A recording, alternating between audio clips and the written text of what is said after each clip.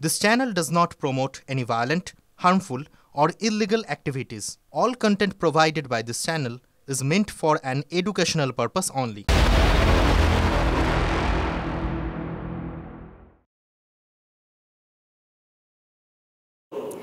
এর মাঝেই পূর্ব মেদিনীপুরে ঘটনায় চক্ষু চড়ক গাছ। একজন শিক্ষক, তিনি আবার জেলা পরিষদের সদস্য ও এলাকার শাসক দলের দাপুটে নেতা। অভিযোগ, তিনি স্কুলে যান না, নিজের বদলে ভাইয়ের স্ত্রীকে ডামি টিচার হিসেবে নিয়োগ করে নাকি বেতন দিচ্ছেন। জেলা স্কুল পরিদর্শকের অফিসে থেকে শো কজের চিঠি গেছে। কি উত্তর দেবেন শাসক নেতা? অনুব্রত কন্যা সুকন্যা মণ্ডলের কথা নিশ্চয়ই মনে আছে আপনাদের। তার আরও একটা পরিচয় ছিল, স্থানীয় প্রাথমিক স্কুলের শিক্ষিকা।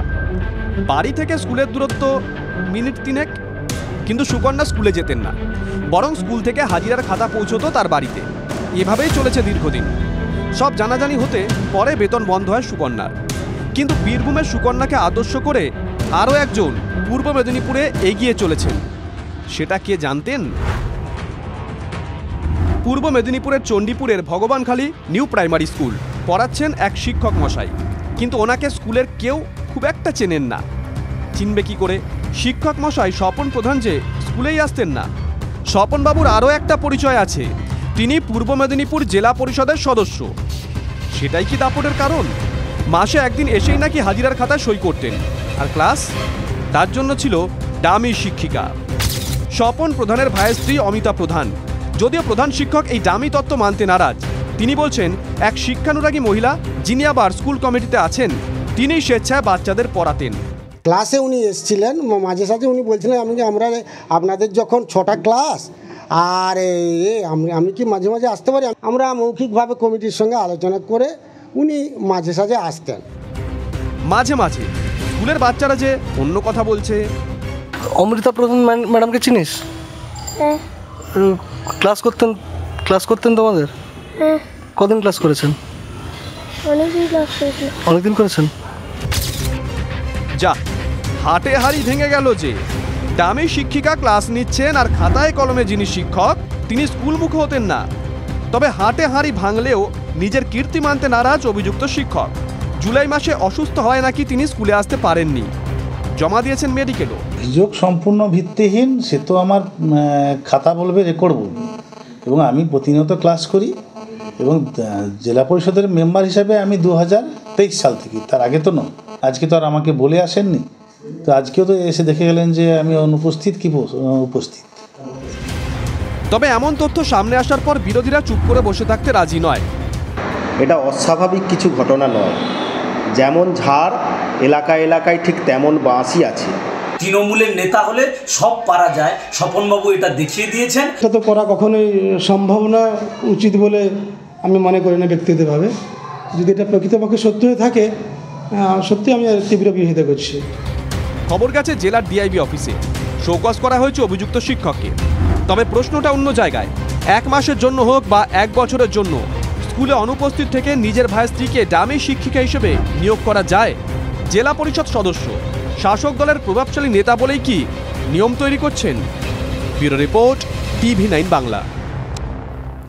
কলেজ আছে কিন্তু শিক্ষক নেই, ফলে রাজ্যের প্রায় শতাধিক বিএড কলেজে পড়াশোনা শিখে অনেক কলেজ মাঝপথে বন্ধ হওয়ার জোগাড়। এই পরিস্থিতির জন্য সরাসরি বাবা সাহেব আম্বেদকর ইউনিভার্সিটির দিকে আঙুল তুলছে West Bengal teachers training association. সংগঠনের অভিযোগ, বিএড কলেজের অনুমোদন এবং শিক্ষক নিয়োগের নামে দালাল চক্র চলছে। নিয়োগ দুর্নীতি নিয়ে গত 2 বছর ধরে তোলপাড় রাজ্য। এরই মধ্যে কয়েকশো বিএড কলেজের অনুমোদন এবং শিক্ষক নিয়োগকে ঘিরে জালিয়াতির অভিযোগ উঠতে শুরু করেছে। রাজ্যে সরকারি বেসরকারি মিলিয়ে মোট 624টি বিএড কলেজ আছে। 2015-16 পর্যন্ত বেসরকারি বিএড কলেজগুলি বিভিন্ন বিশ্ববিদ্যালয়ের অধীনে ছিল। অনুমোদন সেখান থেকেই মিলত। 2017 থেকে কলেজগুলি চলে আসে বাবা সাহেব আম্বেদকর বিশ্ববিদ্যালয়ের অধীনে।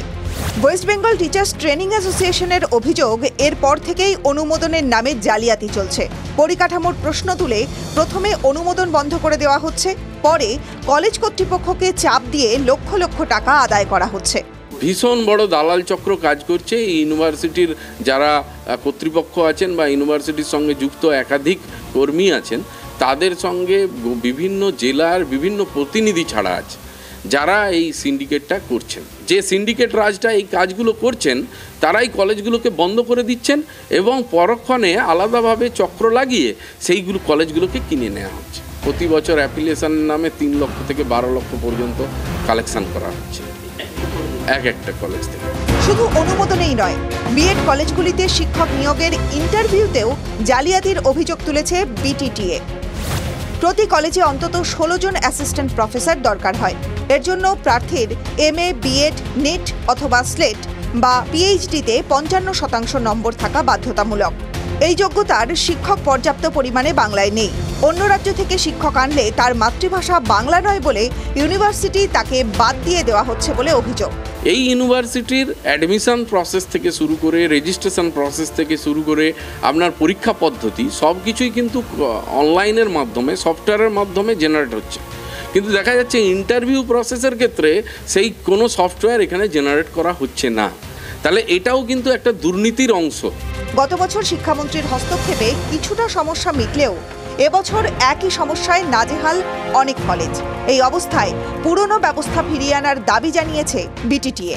বিভিন্ন জায়গায় যে ইউনিভার্সিটিগুলো ছিল সেই জুডিডিকশানে সেই ইউনিভার্সিটিগুলো সেখানের কলেজগুলোকে কন্ট্রোল করতো।